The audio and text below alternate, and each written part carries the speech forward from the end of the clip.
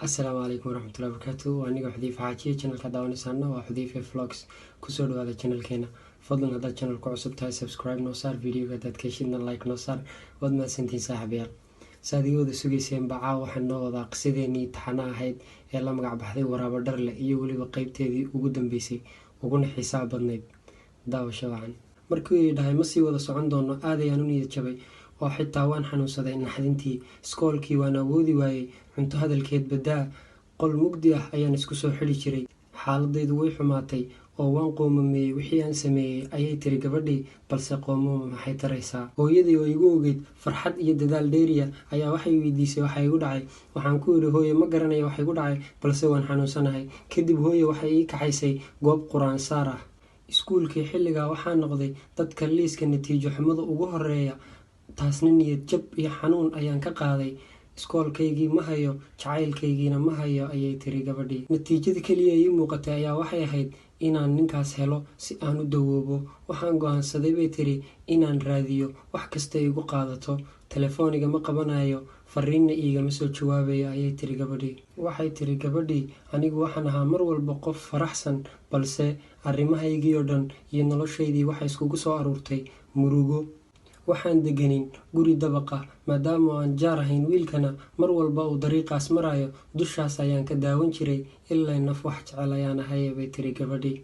habeen ayaan dushaas ka arkay isagoo xaafadda sii galaya waan soo degay oo waan hor istaagay wuu yaabay saacadan iyo halkanaad ku ooyeyso waaxay ayuu dhahay anna isaga ayuunbaa ii muuqday wuxuu i dhahay xaafadda teg aniga ayaa kusoo wacaye maadaama ay wiilal la socdeen ma uusan rabin inay sukaayo ogaadaan ima uusan soo wicin habeenkaas habeenkii xigayna waan isxajin waayey oo gurigiisa ayaan ugu tegay balse nasiib darro muuna joogin guriga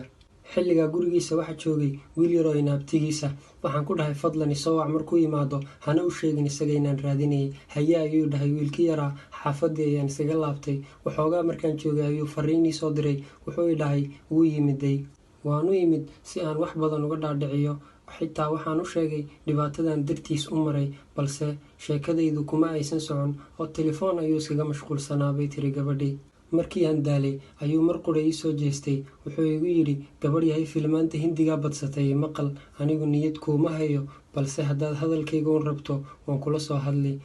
hal midna ogow xiriirkii iyo xiisiyaan kuu qabay wuu iga dhammaaday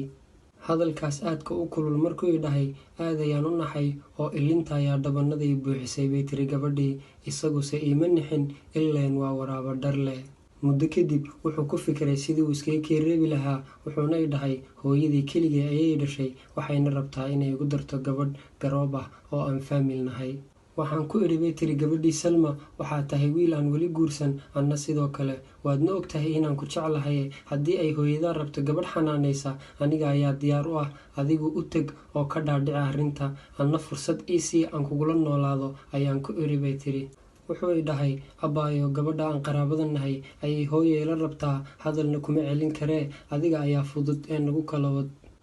si fudud ayuu nagu kala wad ii yidhi markuu dantiisii iga gaadhay markaas anna waxaan is idhi ma istishaa balse alle ayaa qalbiga ii qaboojiyey oo aakhiro ayaan soo xasuustay ayay tiri gabadhii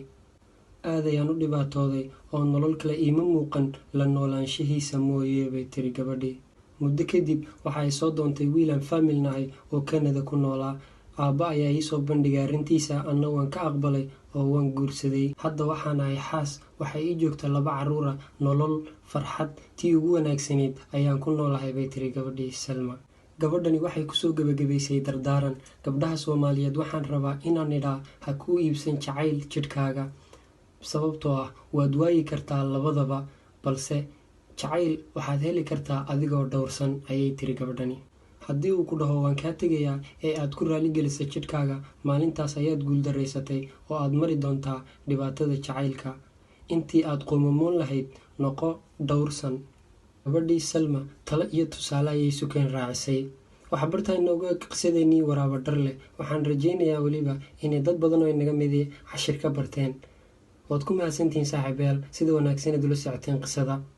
haddaba haddii aad jeceshahay inaan qisooyinka inoo soo badiyo hoos ayaad noogu reebi doontaa wixii talo iyo fikira waad mahadsantihiin saaxiibayaal intaan ku kulmano videoga xiga wassalaamu calaykum waraxmatullaahi wabarakaatu